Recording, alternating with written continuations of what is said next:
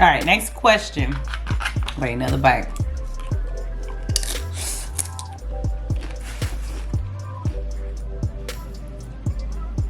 Can you do keto while breastfeeding? So, I don't have any kids. I'm not pregnant, but I did go ahead and do some research just for the sake of the video, and hopefully it's helpful. So, from what I found, there's no real evidence that shows that keto is beneficial or harmful to the production or quality of breast milk. There are some things to consider, just, given the nature of keto and some facts about keto. So, for instance, one of the things that keto can do, being in ketosis, you can become dehydrated. And that's just because of the ketones that's being produced in your body gets eliminated through your urine. So, things like frequent urination or just not being able to retain the fluids that you're taking in might be a struggle, or might be something just to think about for breastfeeding moms, because I know just staying hydrated is important for that. And then also another thing with keto, like I just mentioned, it's possible to not consume the recommended amount of calories that you should be intaking as a breastfeeding mom while on keto, because like I mentioned, the food is so satisfying that it's literally probably eat like 1 or 2 meals a day. I don't know how many calories will be in that, and then you won't be hungry anymore. So just keep that in mind. But other than that, there's no negative effects, nor are there any harmful facts that I found in my research for breastfeeding moms doing keto. Okay, if you're allergic or don't like eating eggs, how should one go about getting into ketosis without doing the egg fast? Okay, so fasting, just fasting in general for a short period of time. So it takes about 12 to 24 hours before ketones are starting to be produced in your body. So I would say anywhere from that amount of time or more, you could do that to get into ketosis faster. So just drink water basically for 12 hours, 24 hours, whatever the case may be. But if you don't want to fast, I would just recommend just go ahead and hopping straight into strict keto. So eating clean, just your protein, your veggie, your fat. Your body will naturally just go into ketosis. It's just a matter of how fast you want to get into it. So that would be that. Sorry, y'all. Okay, next question. If you don't use test strips, how can you tell when your body is actually in ketosis? Good question. I started out using the strips to begin with. I probably used it like 1 or 2 times, to be honest, y'all. And then camera cut off. So yeah, I started using the strips in the beginning, but I stopped. I can't really remember why I stopped. Probably because I just felt, oh yeah, I got the rash. That's how I knew. That's how I knew I was in ketosis. So that's why I stopped taking the strips. So let's see. The thing about them, while we're on the thing about the strips, they're only going to be beneficial for you in the beginning, because that is when your body is producing ketones. Once you're fully in ketosis, you don't have to use the strips. The strips become irrelevant because your body's no longer producing those ketones. You're just in ketosis. It's just what it is. So just keep that in mind. They're only going to be effective for the beginning part of your journey. But outside of that, some other ways that you can tell you're in ketosis include dehydration. I think I mentioned before, keto can be very dehydrating because of the ketones being produced in your body and they're being eliminated. So you easily become dehydrated. You could drink a whole bunch of water and you just like, why am I so dry? Mouth dry, lips dry, all of that stuff. What else? Skin changes or rashes. People might break out.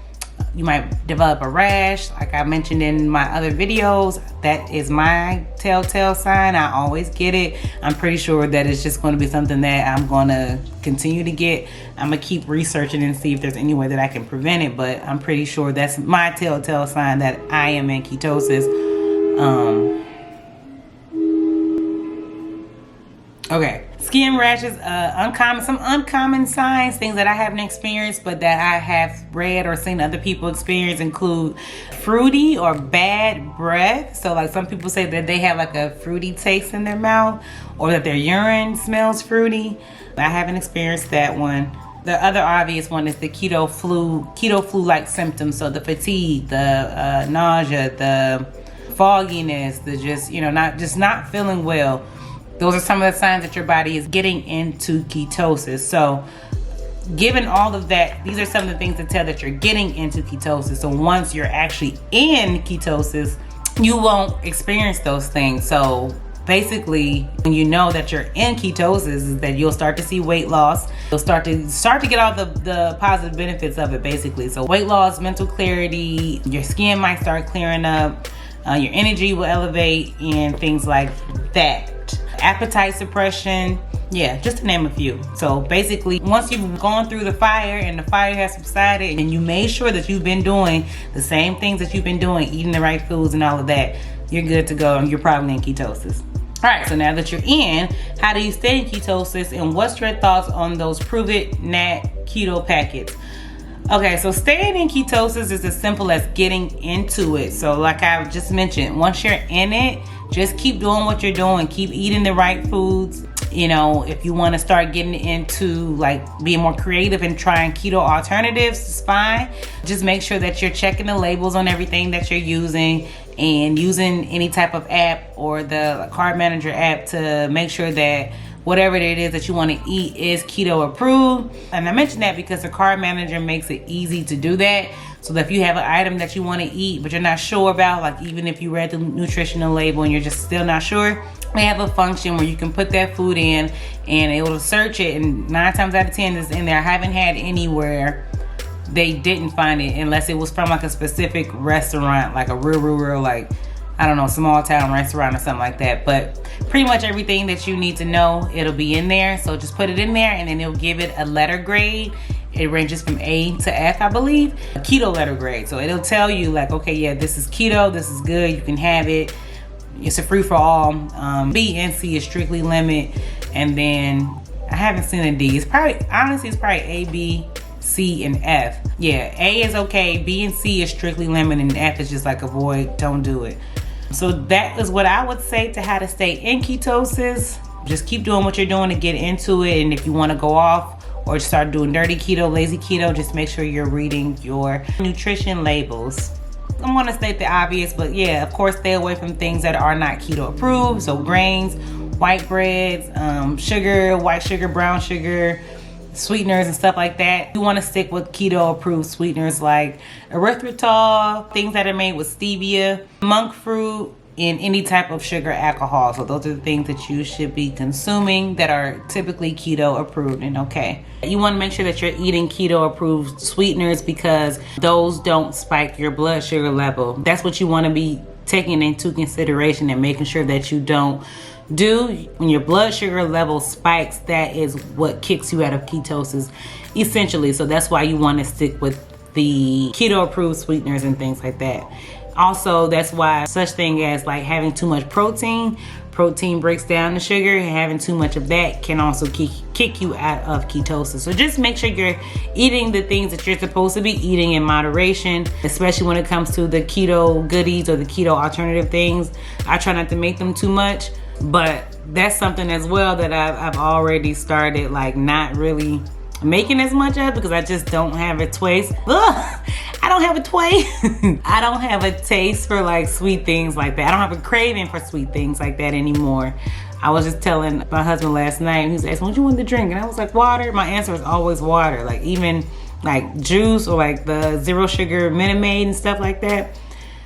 I don't really have a taste for it. I just rather have water. It's weird. I like it, but it's weird. As far as those packets, I haven't tried them, haven't heard too much about them. So I did like a quick search just for the sake of the video. And from what I can see, they're like a drink that you take that has ketones in it that helps you get into ketosis.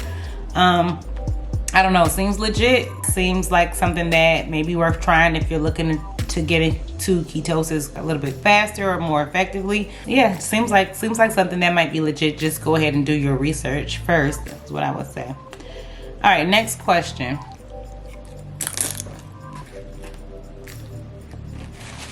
Okay, how often do you eat, snack, do you work out? Easiest meals that you've had with that require minimal prep time or thought? Well, I feel like I'm out of focus. Okay, so again, I mentioned I currently intermittent fast. I do a 16-8 schedule. What that means is I fast for 16 hours and I eat within that 8-hour window. I feel like that's the most common. That's the most To me, that's the most like normal. I feel like most people kind of already do that. They just might not do it consistently. So yeah, that's what I do. So because of that, I typically don't eat breakfast. I usually start around noon, or noon is the earliest that I will probably eat. So I usually start with lunch. So I usually have like 2 meals a day. Lunch is usually bigger, and then dinner I have something lighter, or vice versa, depending on the day and the situation. And I don't typically snack unless I've been more active that day. I'm a 2 meal a dayer type of person. And in the beginning, before intermittent fasting, when I first did keto, I think I was doing more like your typical 3 meals a day, and then like maybe 1 snack in between. But as I became more acclimated and then started incorporating the fast, I just started to adjust to that naturally. So that kind of goes into the next question was, do I work out? Currently, no, I don't work out. Because of that, it also relates to my more limited amount of calorie intake, because I'm not burning an excess amount of calories. So of course, if you live a more active lifestyle, or if you're working out, you're probably going to require more to keep your body feeling good and feeling energized and stuff like that. Easiest meals that I've made, so anything including like a 1 sheet pan type of shindig. So like any type of protein, chicken, pork, fish, beef, anything like that. Put it on the pan, season it, put some vegetables next to it, broccoli or zucchini, chop it up, season that how you like it, a little bit of olive oil. Pop it in the oven until it's done. So that's like a no thought. You just have your meat and your veggie, and maybe a side salad if you want something else with it. Salads, like I just said, you can make that a meal in itself, a nice hearty salad. I sometimes get these Chipotle bowls. Before they have the rice, I would just get the salad if I wanted to get Chipotle. And that's very filling. They put all the extra meat and all the fixings and stuff on top, so you don't feel like you're missing anything with that. And also I like salads because you can have them warm or cold as far as like the protein that you put on top. So that's usually good to prep, and you can just pop it in the fridge, take it out, eat it, or warm it up, whatever you want to do with that. Soups are another big one that kind of doesn't really require a lot of thought. Some of my favorites are chicken soup with kale. So that just has your chicken. I use chicken thighs for pretty much everything now that I'm on keto because it has more fat. So chicken thighs, all your veggies, so carrot, onion, garlic, celery, and then I'll usually put kale, or you can do spinach even. And then another favorite of mine is broccoli cheese. Compare the salads or the soup with the sandwich and kind of give yourself like a keto Panera type of vibe. So I like those as well. And also with sandwiches, you can make those cold, eat those cold or warmed up, or like panini style with like cheese and like, grilledness. So like 1 pan meals with your protein, your veggie. Of course, make sure your fat is on there. So put some olive oil or butter on your vegetables or on your meat, whatever. Salads, soups, sandwiches. Those are like some easy things. With the salads and the sandwiches, you can kind of make them however you want. So the possibilities are endless. But yeah, for more ideas, again, go to Pinterest. Pinterest is my best friend. On the go recipes. So I kind of hit on that just now about like things that are easy to prep, if that's what you're referring to. So like, yeah, like salads, sandwiches. You can do like breakfast bowls with like eggs, sausage, peppers, and cheese, and you can easily prep that and take that with you. Keto chili, pickle roll-ups with like turkey and cream cheese. I don't know if y'all ever had that, but that's fine. Fat bombs. Fat bombs are like, I haven't made any. I see them a lot, and I know they're popular. They're very, I guess, efficient with helping you get your fats in if you struggle with that. And they can be either sweet or savory.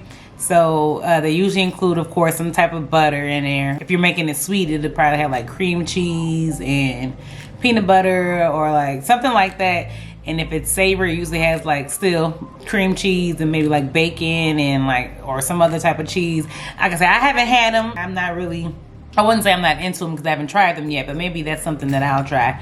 But fat bombs is one. Any type of sandwich with your low carb bread, lettuce wrap, or using a low carb tortilla wrap. Wings are another good one. It's kind of easy on the go. Naked, of course. They can't have like any flour or breading on them. So if you're going out to eat somewhere, just make sure you read the menu and that it says naked, or ask them if they can make it like that for you. And then keep away from sweet sauces like barbecue sauce or like teriyaki, Thai chili, anything like that. Stay away from the sweet ones because they're probably going to have too much sugar in them. And then try to choose things that are more like, I go for things that are like buffalo sauce or lemon pepper, garlic parmesan or just plain wings, and then, you know, have your sauce on the side, your ranch or your blue cheese or what have you. For those who say that they can't cook, or like they're not chefs, I would say. Again, I kind of mentioned some of the things that are easier to prep, like your soups, your sandwiches, your salads, your one pan meals, like with just your protein and your veggie. I feel like those are some of the things that will help you get by in the beginning. But I'm sure, like, as you go on, you're going to want to try different things and want different meals. So again, just go to Pinterest or come to my keto group. I'll have the link below. Come there and you can get some more inspiration on things and just start to try out different things. Keto's going to make you want to do that. I don't know. Maybe it's just me. Maybe because I do love to cook already and I love trying new stuff like that. But really came to play with like the baking items. I'm not a baker. My husband is the baker. He does all the good cakes and stuff like that. So when I got on keto and whenever I had like sweet cravings, I was on my own. You know, he couldn't really make anything for me. So I kind of started to get into baking more just because of keto. So I would say don't be afraid to branch out. Don't be afraid to try different things. So yeah, like I was saying, don't be afraid to branch out. Once you've got the hang of everything, don't be afraid to try different things. You'll see, like, the longer you stay on keto. Now, let me say this. I know keto is not the same for everybody. The way it looks, the effect that it will have on your body, a lot has to do with that. Just personal things like your body type, your activity level, what kind of things do you do throughout the day? Do you live a more active lifestyle? Do you live a more sedentary lifestyle?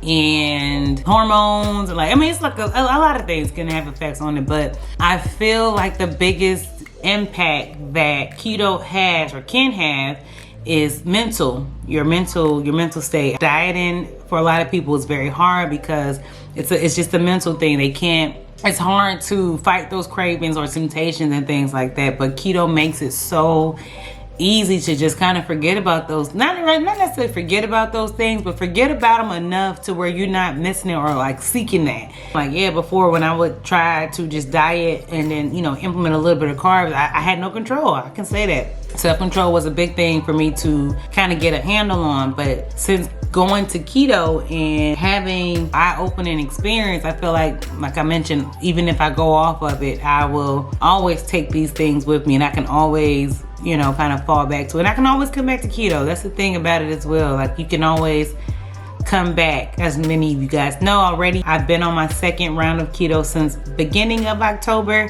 I just hit my mark of where I started before quarantine. That's finally gone. I'm back to where I started before this all started. So now my next goal is to see if I can lose 10 more and get to my overall goal that I've been trying to get to for years now. So I think I'm going to document that. I'm pretty sure a lot of people would like to see that transformation and just kind of see what goes into all of that. So planning on starting that tomorrow. Tomorrow's Monday. So yeah, starting that tomorrow. All the way until the end of February. I'm giving myself until the end of February. It might be sooner, it might be, I don't know, hopefully not later, but it might be sooner than that. I'm giving myself to the end of February to lose these last 10 pounds. So you'll see probably a lot more strict keto meals. I probably still have my alternatives here and there. But I'm just going to, you know, go on this journey and see how it goes. And I'm going to continue to listen to my body as I'm doing it. If I feel like I'm stalling, I might implement an egg fast. I really hope not, because I don't enjoy those as much. But they are very effective with helping to break any plateau that you might be in. So I might implement that if I have to. But mainly I'm just going to focus on trying to be strict. And then I'm also going to get more activity in during my day. So I work from home, so I'm sitting a lot, and of course with everything going on, there's not much that I've been going out to do besides like my typical errands and stuff like that. So I'm going to start to get my body moving a little bit more, starting to do a little bit more like home workouts and stretching and stuff like that. And hopefully that will help me get to my goal. But I will make sure I document everything and make like a whole video about it, and then I'll come back and like do another sit down like this and just tell you guys a little bit more about how that went. So yeah, just wish me luck, pray for me, and yeah, so that was it for me, guys. Thank you everyone for submitting your question. This was fun. I really liked it. I want to do this more often, and I hope it was helpful. Like I mentioned, I'll put the link to that first keto video that I did that has a lot of those initial questions that people typically have. I'm answering those in that video. And I'll also put the link to my keto support group that I have on Facebook. That'll be down in the description box below, so be sure to check that out. Yeah, I think that was it. So thank you everyone again. Thank you guys for watching. I always appreciate it. Always appreciate the love, the comments, the shares, and all of that. Ask that you guys just continue to do that. Don't forget to like this video, comment down below, and subscribe, and click the notification bell if you haven't done so already. And I will see you guys in my next video. Bye.